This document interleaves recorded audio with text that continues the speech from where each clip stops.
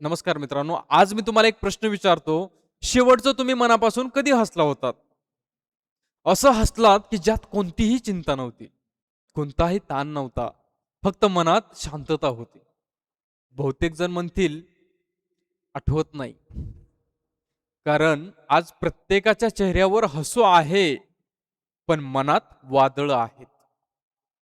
कोणाला पैशाची चिंता, कोणाला नोकरीची चिंता, कोणाला व्यवसायाची चिंता, कोणाला मुलांच्या भविष्याची चिंता, कोणाला घराची चिंता, तर कोणाला स्वतःच्या आरोग्याची चिंता आहे. आयुष्यात लाखो संकट आहेत आणि डोक्यात हजारो विचार आहेत. उद्या काय होईल? मी यशस्वी होईल का? लोक काय म्हणतील? हे संकट कधी संपेल? अशा प्रश्नाने अनेक लोक रात्रभर जागतात. पण मित्रांनो, उद्याची चिंता करताना आजचं आयुष्य जगायचं विसरू नका. सततचा ताण आणि सततचे नकारात्मक विचार हळूहळू माणसाची शांतता हिरावून घेतात. कधी कधी आपण गाडी चालवत असतो, पण मनात विचारांचं वादळ सुरू असतं. गाडीचा वेग किती आहे, समोर कोण येत आहे, ब्रेक कधी दाबायचा याचं काहीही भान राहत नाही. आणि एका क्षणाची चूक संपूर्ण आयुष्य बदलून टाकते. म्हणून विचार करा, पण विचाराचे गुलाम बनू नका. मित्रांनो, आपल्यावर कधी अन्याय होतो, ज्यांच्यावर जीवापाड विश्वास ठेवला तेच आपल्याला धोका देतात. कधी आपल्या मनासारखं काहीच घडत नाही. कधी आपण ज्या व्यक्तीला सर्वस्व मानतो तीच व्यक्ती आपल्याला सोडून जाते. तेव्हा मन तुटतं, रडू येतं आणि सगळं संपल्यासारखं वाटतं. पण एक सत्य लक्षात ठेवा, दुःख कायम राहत नाही. रात्र कितीही काळी असली तरी सकाळ नक्की होते. एक उदाहरण सांगतो मित्रांनो. एका शेतकऱ्याकडे एक गाढव होतं आणि ते विहिरीमध्ये पडलं. आणि लोकांनी विचार केला, आता त्याला बाहेर काढण्यासाठी आपल्याकडे काही साधनच नाही.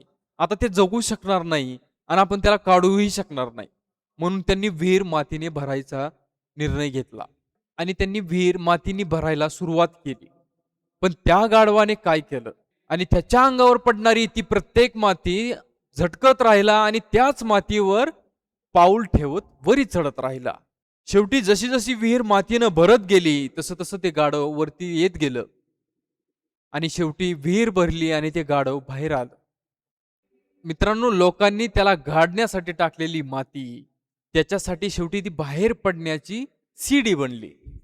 मित्रांनो, लोक तुमच्यावर टीका करतील, अपमान करतील, तुम्हाला कमी लेखतील, पण त्या प्रत्येक गोष्टीला झटकून त्याचाच आधार घेत वर चढायचं.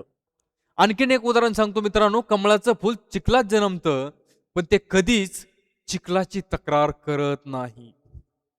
ते फक्त फुलण्यावर लक्ष देतं आणि ते फक्त फुलत राहतं. तसंच तुमच्या परिस्थितीपेक्षा तुमचा हा दृष्टिकोन मोठा असतो. ज्याने मन जिंकलं त्याने अर्धी लढाई जिंकली. मित्रांनो, संत तुकाराम महाराज सांगतात, ठेविले अनंते तैसीच राहावे, चित्ती असू द्यावे समाधान. याचा अर्थ असा नाही की प्रयत्न करायचे सोडायचे. याचा अर्थ असा आहे, जे बदलू शकत नाही ते स्वीकारा आणि जे बदलू शकता त्याच्यासाठी पूर्ण ताकदीने प्रयत्न करा. आपल्या प्रत्येकाच्या आयुष्यामध्ये वादळ येणारच. समुद्रात शांतता असताना प्रत्येक नावाडी चांगला असतो. खरा नावाडी तो जो वादळात ही दिशा हरवत नाही.